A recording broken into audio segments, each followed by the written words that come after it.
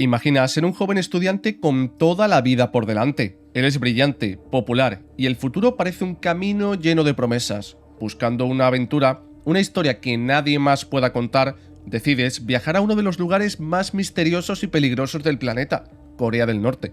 Pero un error, un simple acto que en tu país sería una travesura, te condena a un destino fatal.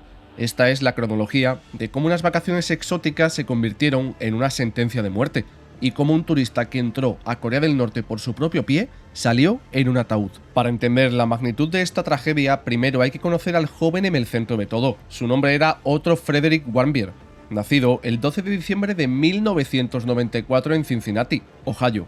Otto parecía encarnar el sueño americano. Era el mayor de 3 hermanos en una familia unida, un estudiante brillante y popular, descrito como el rey del baile de graduación y un atleta con talento. Al momento de su fatídico viaje tenía 21 años y era un destacado estudiante de comercio y economía en la prestigiosa Universidad de Virginia. Quienes lo conocieron lo describen como carismático, inteligente y con una curiosidad insaciable por el mundo. Planeaba seguir sus estudios en el extranjero, en Hong Kong, y aspiraba a una carrera en finanzas, pero antes quería una última aventura, una que lo llevaría al corazón de las tinieblas. A finales de 2015, mientras participaba en un programa de estudios en China, Otto tomó una decisión que cambiaría su vida para siempre. Vio un anuncio de una agencia de viajes que se especializaba en destinos poco convencionales. Su eslogan era: "Te llevamos a los destinos que tu madre preferiría que evitaras". El lugar que capturó su imaginación fue la República Popular Democrática de Corea. Para un joven estadounidense criado en libertad, Corea del Norte representaba el enigma definitivo. Un lugar tan cerrado y desconocido que parecía sacado de una novela de espías. Junto a un grupo de otros jóvenes, contrató un tour de 5 días para celebrar el Año Nuevo en Pyongyang. Desde una perspectiva occidental, la decisión puede parecer imprudente, casi temeraria. Pero para Otto y otros, estos tours se venden como una ventana segura y controlada al país más aislado del mundo. Los turistas son acompañados en todo momento por guías del gobierno. Se les muestra una visión cuidadosamente coreografiada de la vida norcoreana y se les dan reglas estrictas. Otto, lleno de la invencibilidad propia de la juventud, decidió arriesgarse. A finales de diciembre de 2015, Otto Warmbier aterrizó en Pyongyang. Los primeros días del viaje fueron exactamente como se los habían prometido, una inmersión fascinante y extraña en una realidad alternativa. El grupo visitó monumentos imponentes, plazas desoladas y estatuas colosales de los líderes Kim. Comieron en restaurantes designados, interactuaron con locales cuidadosamente seleccionados y se alojaron en el Hotel Internacional Yanggakdo, un rascacielos en una isla en medio del río Taedong, diseñado para mantener a los extranjeros cómodamente aislados del verdadero Pyongyang. La atmósfera era controlada y surrealista, pero no abiertamente amenazante. Los guías eran amables, aunque firmes. La aparente normalidad de la experiencia podía adormecer a cualquiera, creando una peligrosa falsa sensación de seguridad. En medio de esta burbuja turística, en la víspera del Año Nuevo, Otto cometería un error. Un error que en cualquier otro lugar del mundo habría sido insignificante, pero que en Corea del Norte fue un acto que el régimen consideraría hostil y que, a la postre, le costaría nada más y nada menos que su propia vida. La historia oficial, la única que el mundo conoce, proviene de las autoridades norcoreanas. Según su versión, en las primeras horas del 1 de enero de 2016, Otto se aventuró a un piso del hotel reservado solo para el personal. Allí, en un pasillo desierto, encontró lo que buscaba: un cartel de propaganda política.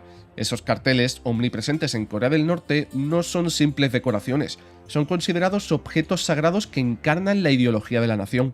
Desde la perspectiva de un joven occidental, tomar uno podría parecer una travesura, un desafío audaz. Nunca lo sabremos con certeza. Lo que sí sabemos es que las cámaras de seguridad del hotel capturaron a una figura sombría arrancando el cartel de la pared.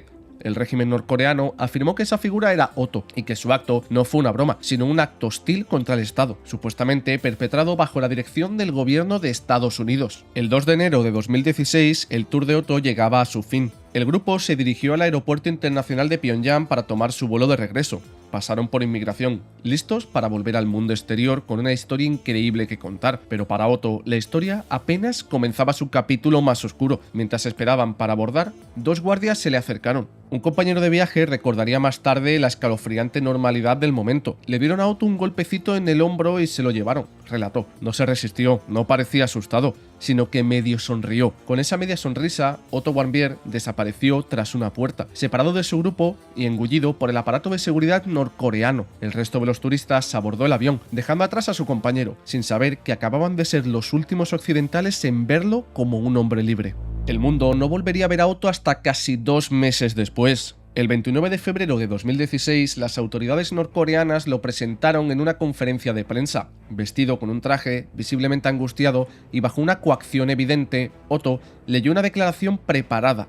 Con la voz quebrada, confesó haber robado el cartel, afirmando que lo hizo para una iglesia metodista que le había prometido un coche usado a cambio. Dijo que su misión era dañar la motivación y la ética del trabajo del pueblo norcoreano. La confesión era un guión absurdo y forzado. Una pieza de teatro cruel diseñada para humillar tanto al prisionero como a Estados Unidos. Para cualquiera que viera el vídeo, era obvio que Otto recitaba palabras que no eran suyas, bajo una presión inimaginable. «He cometido el peor error de mi vida», sollozó, suplicando el perdón del gobierno y el pueblo norcoreano. Su súplica fue ignorada. El 16 de marzo de 2016 fue llevado ante la Corte Suprema de Corea del Norte en un juicio que duró apenas una hora. El veredicto ya estaba decidido. Otto Warmbier fue sentenciado a 15 años de trabajos forzados. La sentencia, desproporcionada y brutal, conmocionó al mundo y marcó el inicio de un calvario de 17 meses.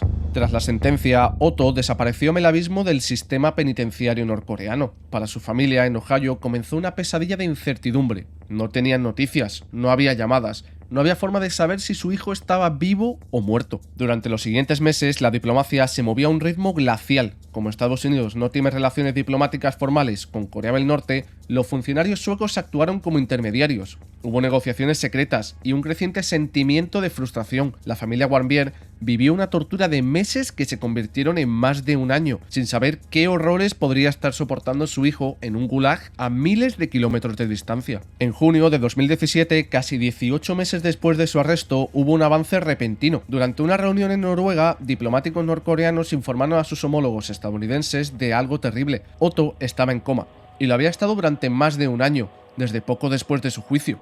La noticia desató una operación diplomática y médica de alto secreto. Un equipo médico estadounidense voló a Pyongyang. Lo que encontraron fue devastador. Otto yacía en una cama, con los ojos abiertos pero sin responder, con un tubo de alimentación. Estaba en lo que los médicos llaman un estado de vigilia sin respuesta. El 13 de junio de 2017, el avión que transportaba a Otto aterrizó en Cincinnati, y el joven vibrante que había partido en un viaje de aventuras regresó a casa en un estado vegetativo, sordo, ciego y con un daño cerebral masivo. Inmediatamente surgieron dos narrativas opuestas sobre lo que le había sucedido a Otto. La versión norcoreana era que, poco después de su juicio, contrajo botulismo y que tras tomar una pastilla para dormir cayó en coma. Los médicos del Centro Médico de la Universidad de Cincinnati desmontaron rápidamente esta historia. Tras exhaustivas pruebas no encontraron ninguna evidencia del botulismo. Lo que se encontraron fue un daño cerebral catastrófico. Su cerebro había sido privado de oxígeno durante un periodo prolongado, lo que provocó la muerte masiva del tejido cerebral. La causa de esa privación de oxígeno sigue siendo un misterio, pero los médicos concluyeron que la lesión neurológica grave era consistente con un paro cardiopulmonar. La familia Warmbier no tuvo dudas. Para ellos la explicación era simple y brutal. Su hijo había sido torturado. Un tribunal federal de Estados Unidos estaría de acuerdo más tarde, declarando en una sentencia que Corea del Norte era responsable de la tortura, toma de rehenes y ejecución extrajudicial de Otto. Sin embargo, algunos informes, como un documental de la cadena alemana DW, señalan que la forense que examinó su cuerpo consideró creíble la versión norcoreana de una sobredosis accidental de sedantes, lo que añade una capa de complejidad al misterio. De vuelta en su ciudad natal, Otto fue rodeado por el amor de su familia. Estaba físicamente en casa, pero el joven que conocían ya no estaba allí. Su padre, Fred, describió con el corazón roto el estado en el que lo encontró, los ruidos involuntarios e inhumanos que hacía, su cuerpo contorsionando y su mirada vacía. La reunión que habían anhelado durante 17 largos meses se convirtió en una vigilia. 6 días después de regresar al suelo estadounidense, el 19 de junio de 2017, Otto murió. Tenía 22 años. El turista que había entrado a Corea del Norte con una sonrisa había salido y llegado a casa en un ataúd. La muerte de Otto desató una ola de indignación mundial. Su familia, rota por el dolor pero llena de furia, se convirtió en una voz poderosa contra el régimen norcoreano. Cometimos el error de creer que tratarían a nuestro hijo de la manera justa, dijo su padre.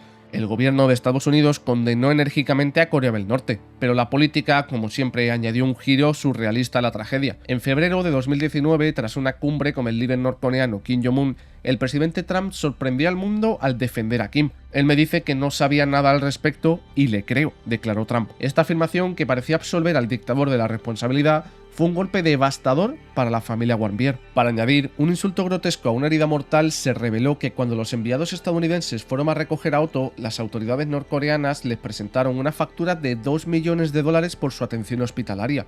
Aunque Estados Unidos afirma que nunca la pagó, el simple hecho de que el régimen intentara sacar provecho de la condición que ellos mismos habían causado lo dice todo sobre su brutalidad. El caso de Otto Warmbier es más que una tragedia, es una advertencia. Se ha convertido en un símbolo de los peligros de interactuar con regímenes totalitarios que no operan bajo ninguna regla de derecho o decencia humana. Su muerte obligó al gobierno estadounidense a prohibir a sus ciudadanos viajar a Corea del Norte y provocó la aprobación de leyes como la Ley de Sanciones Nucleares Otto Warmbier, destinadas a endurecer las sanciones económicas contra el régimen norcoreano. ¿Es posible visitar estos lugares sin convertirse, aunque sea involuntariamente, en un peón de su maquinaria de propaganda? ¿Vale la pena el riesgo, por muy remota que parezca la posibilidad de que algo salga mal? La tragedia de Otto Warmbier no reside solo en su muerte. Nos recuerda que debajo de la fachada exótica que algunos regímenes intentan vender, yace una realidad brutal, donde un simple error puede convertirse en una sentencia de muerte. Si esta historia te ha impactado, suscríbete para más análisis de casos que merecen ser contados. Y nos gustaría saber tu opinión en los comentarios. ¿Crees que los turistas deberían visitar países con regímenes tan estrictos? ¿O es un riesgo que nunca deberían tomarse? Déjanos tu reflexión. Gracias por acompañarnos un día más.